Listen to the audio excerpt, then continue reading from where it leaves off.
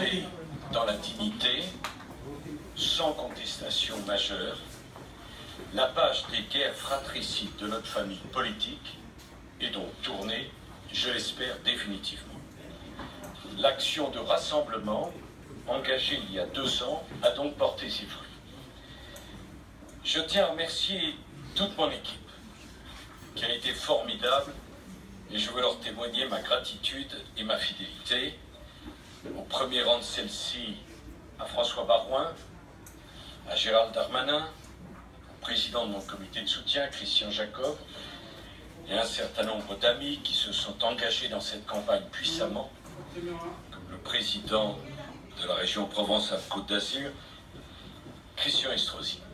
Je tiens également à dire mon attachement à ma formation politique, les Républicains, à ses élus, à ses militants, dont la fidélité ne m'a jamais manqué, ainsi qu'à son président Laurent Wauquiez, qui a su garantir l'unité de notre mouvement dans une période particulièrement sensible. Je remercie également chaleureusement les électeurs qui m'ont apporté leur suffrage. Leur confiance m'a profondément touché dans un contexte dont j'ai mesuré, croyez-moi, à chaque instant, l'immense difficulté. Comme je l'ai toujours fait tout au long de ma vie politique, j'ai défendu mes valeurs, j'ai défendu mes convictions avec ardeur, avec passion et avec le souci exclusif de la France. Je ne suis pas parvenu à convaincre une majorité d'électeurs. Je respecte et je comprends la volonté de ces derniers de choisir pour l'avenir d'autres responsables politiques comme moi. Je veux enfin féliciter François Fillon et Alain Juppé, qui sont qualifiés pour le second tour. Ce sont 2 personnalités de grande qualité qui font honneur à la droite française. J'ai travaillé en confiance avec chacun d'eux. J'ai beaucoup d'estime pour Alain Juppé. Mais les choix politiques de François Fillon me sont plus proches. Les électeurs qui m'ont fait confiance sont naturellement libres de leurs décisions. Je leur demanderai cependant de ne jamais emprunter la voie des extrêmes. La France mérite tellement mieux que le choix du pire. L'idée que je me fais de mon devoir est de dire avec franchise, avec clarté, avec loyauté, que quels que soient mes désaccords passés avec lui, François Fillon me paraît avoir le mieux compris les défis qui se présentent à la France. Je voterai donc pour lui au second tour de la primaire. Quel que soit le verdict du second tour, celui qui sera choisi pourra compter sur mon soutien personnel. L'enjeu pour la France de l'élection présidentielle de mai 2017 est en effet considérable. Mon unique objectif sera que le candidat que vous aurez choisi, mes chers compatriotes, gagne cette élection présidentielle. Je vous prie de le croire.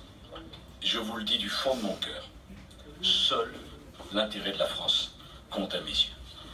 Je vous remercie et je remercie aussi les journalistes qui m'ont suivi tout au long de cette campagne, toujours avec passion. Et je mesure combien je leur ai demandé d'efforts par rapport à leur vie personnelle et à leur famille. Qu'ils soient assurés de ma reconnaissance. Et je dis à tous les militants qui sont ici mon amitié, je dis à tous les élus que je suis triste pour la France et pour eux de ne pas avoir été capable de leur apporter le succès qu'ils méritaient, mais que je les remercie de leur soutien, de la façon avec laquelle ils ont partagé cette aventure magnifique. J'ai découvert des tempéraments et des personnalités. J'ai appris à discerner chez eux le courage qui a manqué à tant d'autres. J'étais fier d'être votre leader le temps de cette campagne.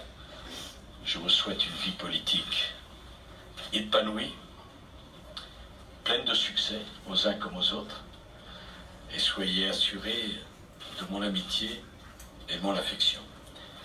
Et je veux dire à mon épouse Carla mes enfants, que j'ai bien le sentiment de leur avoir imposé beaucoup d'épreuves, parce que c'est pas facile de vivre aux côtés d'un homme qui suscite parfois tant de passion.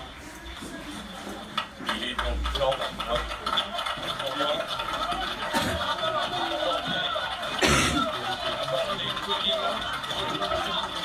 avec plus de passion privée et moins de passion publique. Bonne chance à la France.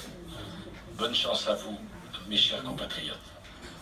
Soyez certains que français je suis, français je reste, et que tout ce qui de près ou de loin touche à la France me touchera toujours personnellement. Je suis comme ça. On ne change pas.